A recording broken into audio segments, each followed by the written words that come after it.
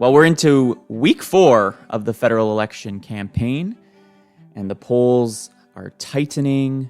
The leaders are getting ready for French language debate tonight, the English language debate tomorrow, and all eyes will be on what impact that has on the campaign going forward. Welcome back to In Focus with David Coletto. I'm David Coletto.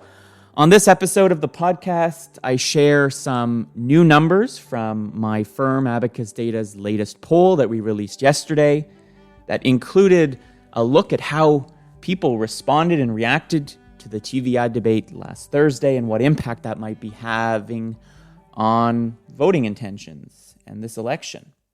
I'll also take a look at some key metrics that I think are important to understanding how this election will go and what might impact the final outcome. Now, yesterday, we released some brand new numbers from a survey that we completed from Friday to Monday.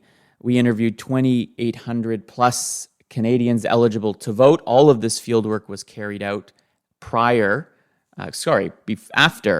the TVR debate on Thursday evening. Now, what we find is as close as it can get. We've got a tie between the Conservatives and the Liberals, each at 32%.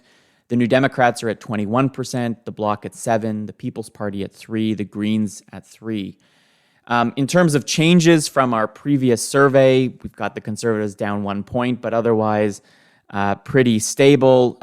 Basically, since the end of August, we've had both the Liberals and the Conservatives statistically tied, and the NDP in the low 20s. So not a whole lot has changed in our tracking. Obviously, this doesn't mirror some of the more significant shifts that we've seen in some of the daily tracking polls out. But what I do think it suggests is that the gains the Conservatives made over the early days of the campaign, their momentum seems to have stopped. The Liberal, if there was any bleeding, has stopped. And again, it really feels like we are at a place where things were when the 2019 campaign ended, which is a deadlock nationally. Now, regionally, we see the three-way race in BC, the New Democrats at 35, the Liberals at 29, the Conservatives at 27. The Conservatives still well ahead in the prairies. In Ontario, we've got a 3-point Liberal lead, 37 for the Liberals, 34 for the Conservatives, with the New Democrats at 21. In Quebec, not a lot of change from before the TVR debate. The Liberals and the Bloc, we have them basically tied, 32 Liberal, 31 Bloc, the Conservatives at 21, and the NDP at 13. Now, since the end of August, the Liberals are up 3, the Bloc is down 3, but that's all within the margin of error of our survey. Now, out in Atlantic Canada, we've seen, I think, a tightening of the race there. A number of other polls signaling this as well. We've got the Liberals ahead by 7 over the Conservatives, 39 to 32, with the NDP at 20. Now, I think, that's the overall horse race. Among those who say they will definitely vote, probably a better indicator of where the popular vote will end, we've got the Conservatives ahead by 2, 34-32. With the NDP at 21, and again, not a whole lot of change on that number. In fact, that was the exact same split that we had at the end of August on our third election survey. Now, we asked a number of questions about the TVR leaders debate that was held Thursday evening. 48% of respondents in Quebec said they watched all or some of that debate. Another 27% said they had heard about it from others, while 1 out of 4 Quebecers said they didn't hear anything about the debate. Now, if we compare these numbers to a similar poll that we did after the TVR debate in the 2019 campaign, it appears that the audience for this debate was actually slightly larger. Whether that shows up in the ratings or otherwise, it remains to be seen. But our initial indications are that this debate had a big reach and people paid attention. Now, when we ask people to react to it, those who either watched it or heard about it, and we say, based on what you saw or heard, do you think each of these leaders made a very positive impression, a positive impression, no real impression, a negative impression, or a very negative impression? the thing that stands out to me is that for the three leaders, all of them had net positive scores, meaning more people thought they did well than didn't.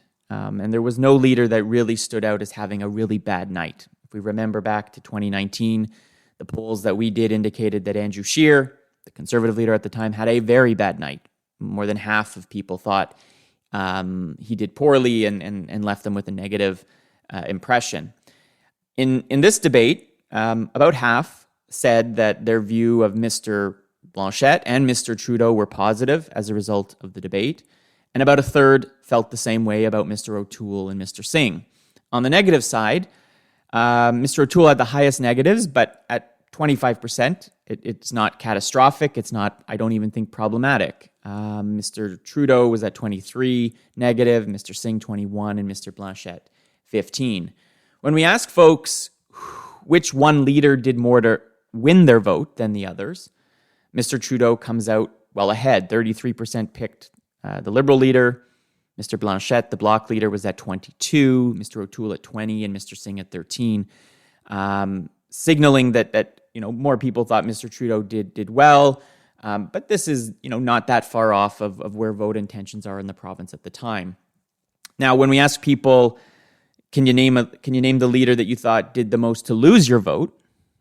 Funny enough, or not, Mr. Trudeau comes ahead on this one as well. 30% thought he did the most to lose their vote, followed by Mr. O'Toole at 24, Mr. Singh at 13, and Mr. Blanchet at 12. Interestingly, 1 out of 5 people who either watched or heard about this debate thought that none of them did more to lose their vote.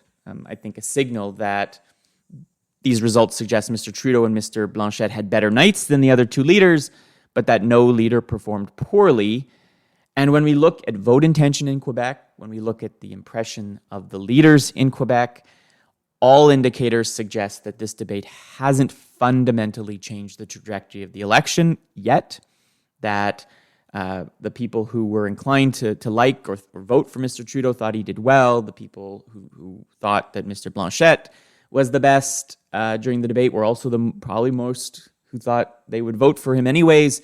And so it appears that this debate comes as a wash. Now, that doesn't mean it didn't impact the results. If Mr. O'Toole or Mr. Singh had better nights, that might have helped gain some momentum. But again, my conclusion is that I don't think this debate right now changes anything. Now, whether tonight's debate or tomorrow's English language debate has the same effect, we will see, and we will be in the field on the weekend to gauge reaction to those two debates.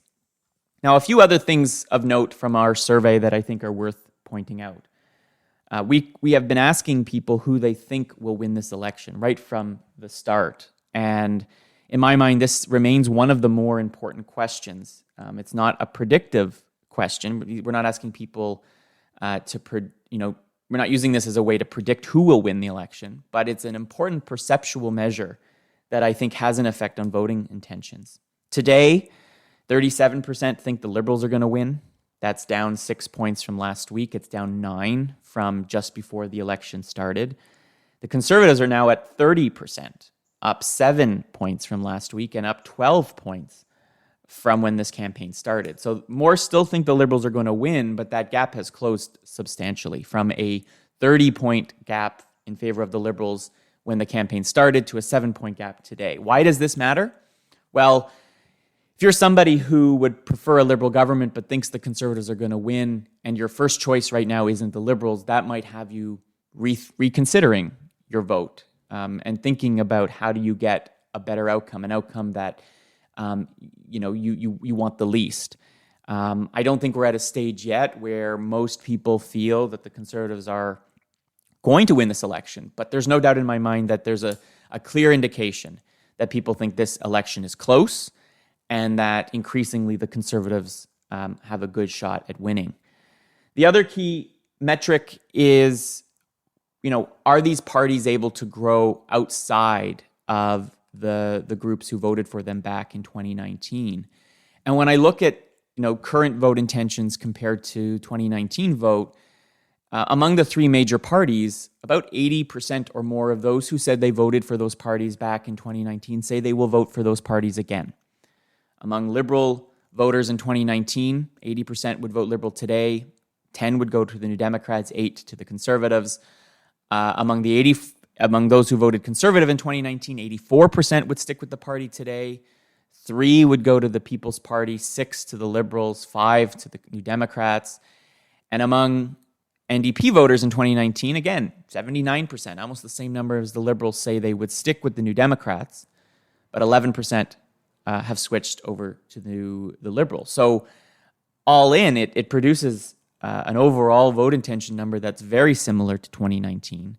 And apart from the Greens that have seemingly lost almost more than half of their vote, most of the major parties haven't really pulled a lot of voters from the other parties. And I think it's an indicator that, right now, much of the 2019 political landscape or the pre-pandemic landscape is holding, and whether or not any of these parties can break those barriers that prevented them from doing better in 2019 probably still exist today. Last point, we've been tracking 2 key groups, Liberal NDP switchers, those that would put their first or second choice as Liberal or NDP. They make up about 18% of the electorate now.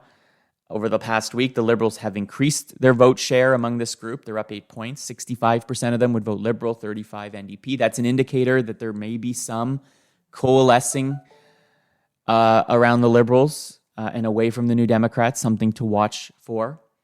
Among Liberal Conservative switchers, we also, a much smaller group, we also are seeing the Liberals gain there slightly.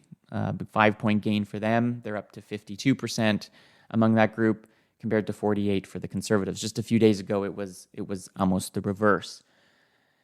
This past week, I think, has been a much more challenging week for Mr. O'Toole. The conversation about guns and kind of the flip-flop that Mr. O'Toole did, I think, has put himself in a really difficult position, because if the Achilles heel for Conservatives is often that people believe they have a hidden agenda, that they are not going to do what they say they're going to do. And Mr. O'Toole and the Conservatives offered up a perfect example of that. And in fact, by changing their position multiple times over the course of the week, fed into this idea and gave the Liberals a platform in which to say that maybe everything in the Conservative platform is up for debate and not firm. And so we'll continue to see whether this puts a squeeze on progressive voters to vote Liberal, and perhaps even those Liberal Conservative switchers to come back to the Liberals if they feel that the Conservatives just cannot be trusted. Something we're going to watch carefully, and I think probably explains why both the desire for change number is holding steady, as well as the Conservative vote share number. Now, tomorrow is the English language debate. If you are watching, I encourage you to tune in to CPAC. I'll be on before and after to give some thoughts and share some data.